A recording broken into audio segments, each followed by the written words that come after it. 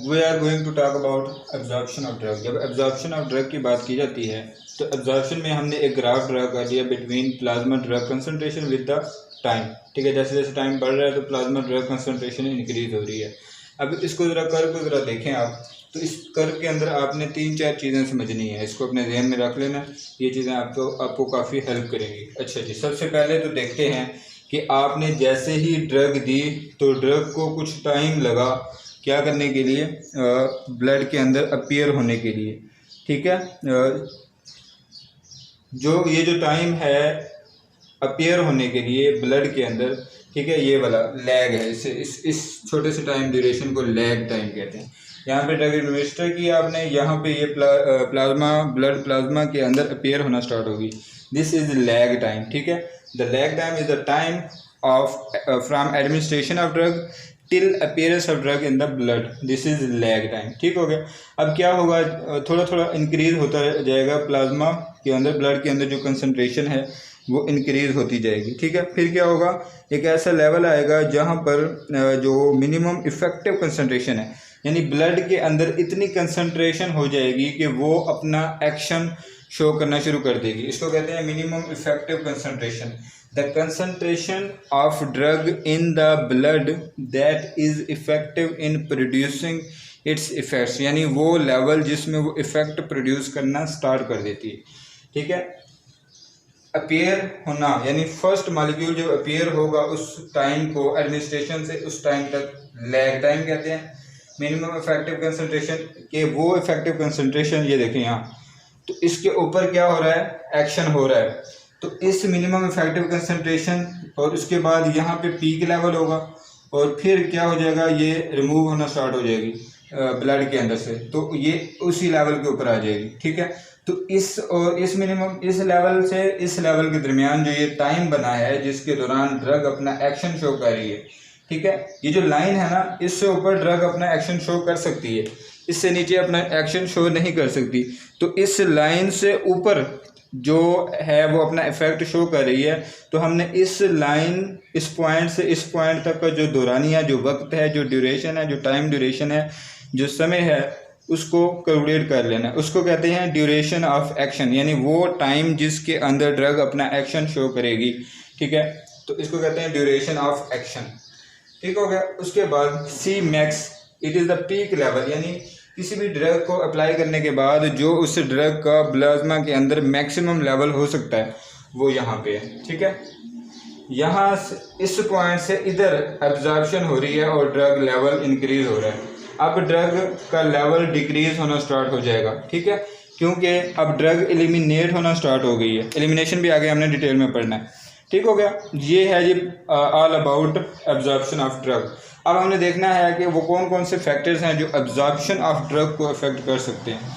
ठीक हो गया, ये चीज़ें आपको समझ आ गई। एलिमिनेशन क्या है, elimination is the removal of drug, ठीक है, फ्राम द प्लाज्मा या फ्राम द बॉडी। ठीक है, वो आगे इंशाल्लाह हम डिटेल में देखते हैं।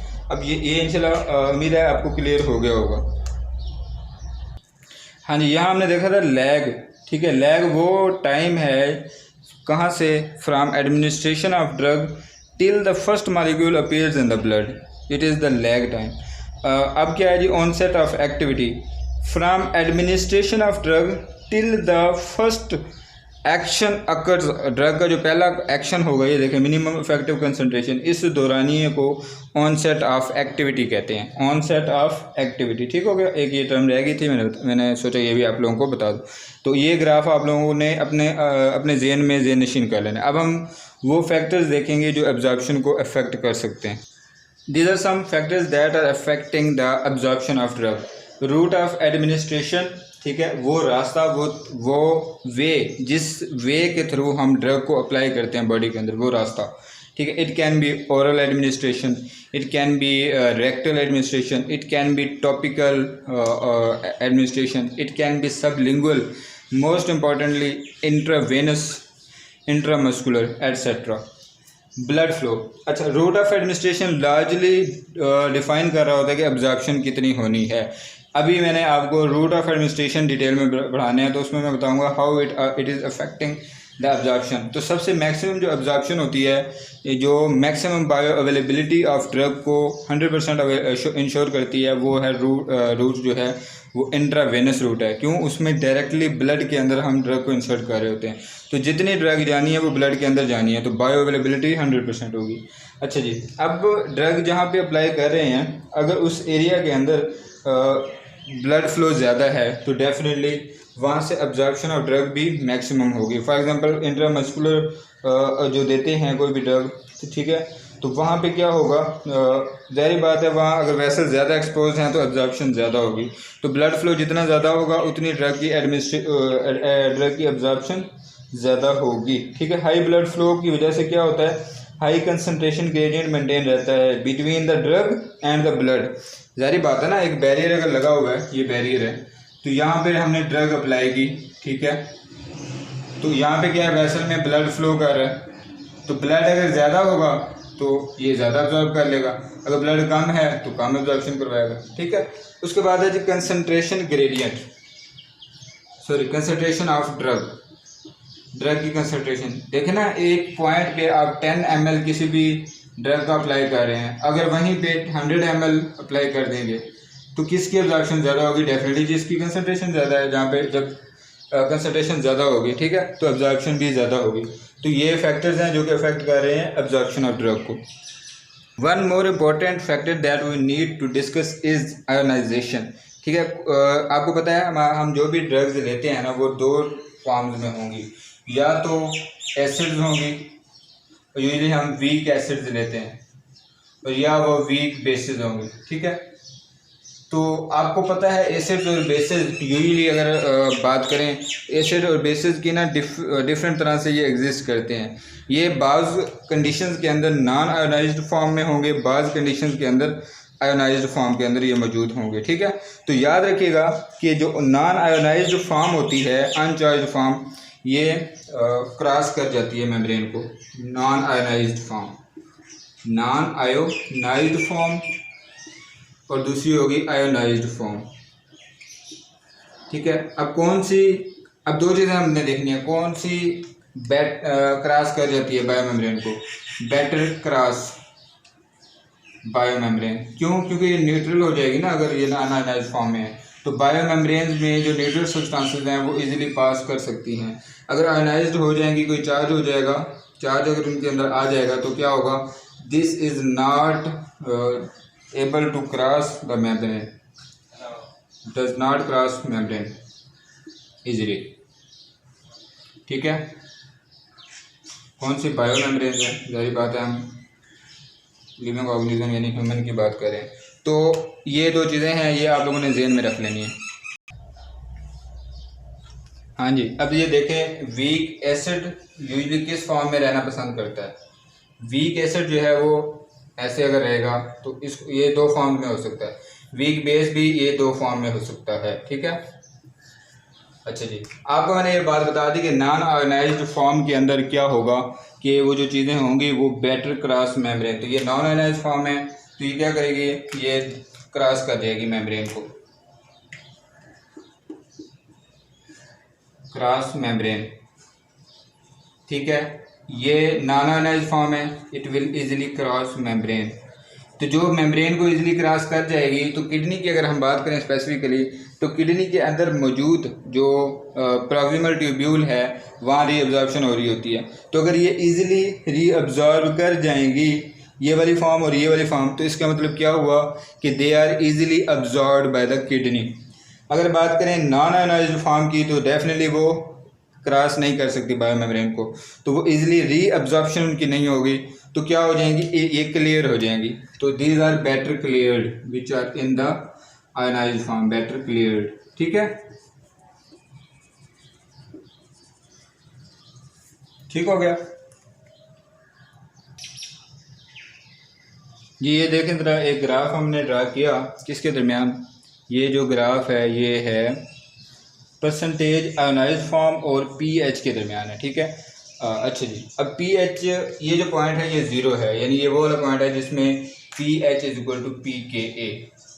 इससे नीचे पीएच कम हो रही है pKa से। ठीक है, माइनस में जा रही है। यहाँ पे pH बढ़ रही है, +1 +2, ठीक है। pH is greater than pKa, ठीक हो गया।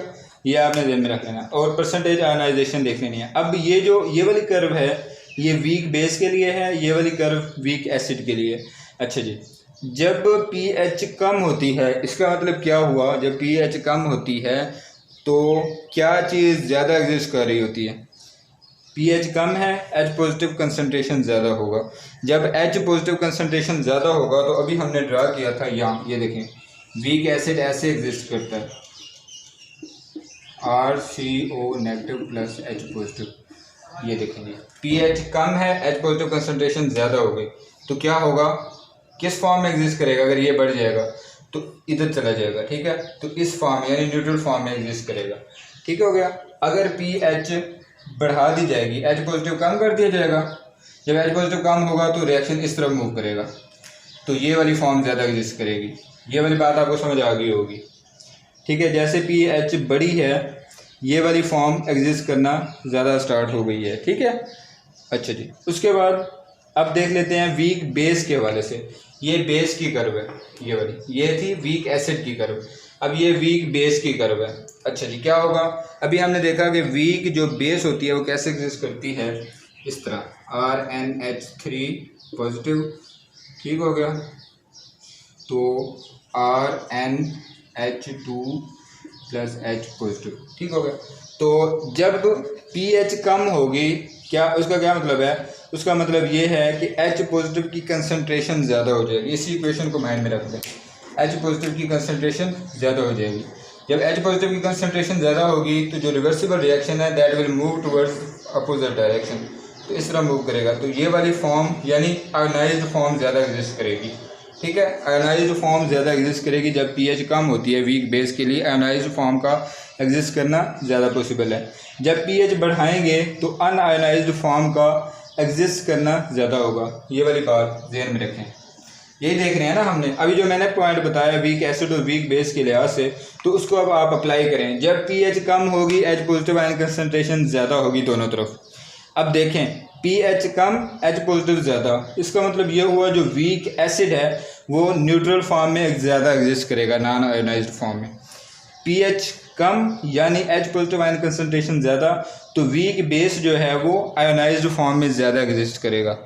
ये देख लें BH पॉजिटिव ये वाली फॉर्म, ठीक है, आयोनाइज्ड फॉर्म में ज़्यादा एग्जिस्ट करेगा, ठीक हो गया। तो अभी हमने ये को रिलेट कर लिया आयोनाइज्ड फॉर्म को नॉन आयोनाइज्ड फॉर्म से pH के साथ, ठीक है, इसका क्या रिलेशन है। अच्छा जी, अब देख लें कि रीनल क्लियरेंस किसकी ज़्यादा होती है। रीनल क्लियरेंस वो मैंने अभी आपको थोड़ी देर पहले एक पॉइंट बताया, उसी को ज़रा माइंड में लेके आएँ कि जो प्रॉक्सिमल ट्यूब्यूल है उसमें से अब्जॉर्प्शन हो रही है, यानी फिल्ट्रेट में से वो चीज़ें इजीली क्रॉस करवा के एब्जॉर्ब करवा ली जाएंगी कंसंट्रेशन ग्रेडियंट की बुनियाद पर, जो कि लिपिड सोल्यूबल हैं, ठीक है। क्योंकि मेम्ब्रेन की कंसिस्टेंसी क्या होती है, लिपिड होती है। तो जो एक्वस सोल्यूबल होती हैं या वाटर सोल्यूबल होते हैं वो क्या हो जाएंगे, वो इजीली एब्जॉर्ब नहीं होंगे। लिपिड सोल्यूबल चीज़ें इजीली एब्जॉर्ब हो जाएंगी। अब लिपिड सोल्यूबल चीज़ें क्या होंगी, वो चीज़ें जो कि न्यूट्रल होंगी यानी नॉन आयोनाइज्ड फॉर्म में होंगी। They will be lipid soluble and they will easily be रीअब्जॉर्ब्ड।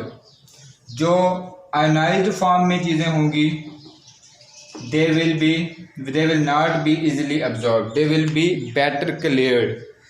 रिलेयर कह रहे हैं चीज़ों को, तो ये क्या हो जाएगा, वाटर सोल्यूबल चीज़ें कौन सी हैं, वाटर सोल्यूबल चीज़ें वो हैं जो आयोनाइज्ड फॉर्म में है। ये वाटर सोल्यूबल चीज़ है, ये वाटर सोल्यूबल चीज़ है। तो वाटर सोल्यूबल चीज़ जब एग्जिस्ट कर रही है आयोनाइज्ड फॉर्म में, ठीक है, तो वो क्या होगा, वो रीअब्जॉर्ब नहीं होगी। जब रीअब्जॉर्ब नहीं होगी, नहीं हो रही, जब ये रीअब्जॉर्ब नहीं हो रही है इसका क्या मतलब है, ये क्या हो रही है, ये हो रही है क्लियर हो रही है, एक्सक्रीट हो रही है, बेटर क्लियर।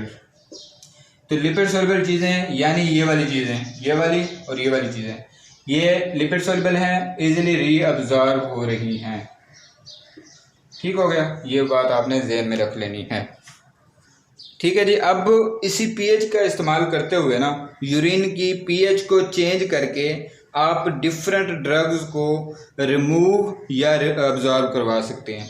ठीक है, अब आपने क्या करना है, आपने जनाबे वाला अगर वीक बेस को रिमूव करवाना है तो आपको क्या करना पड़ेगा, वीक बेस को रीअब्जॉर्प्शन से बचाना पड़ेगा, यानी वीक बेस को उस फॉर्म में लाना पड़ेगा जिसमें वो आयोनाइज्ड फॉर्म में है। तो किस फॉर्म में आयोनाइज्ड फॉर्म में होती है, जब उसकी पीएच जो है वो कम होगी। ठीक है, अभी अगर वो थोड़ा सा पीछे जाकर देख लें आपको नज़र आ जाएगा, यहाँ पे जो हमने ग्राफ ड्रा किया था उसमें ये बेटर लिखा हुआ था। ठीक है, यहाँ पे जो पॉइंट बना था BH पॉजिटिव लिखा हुआ था।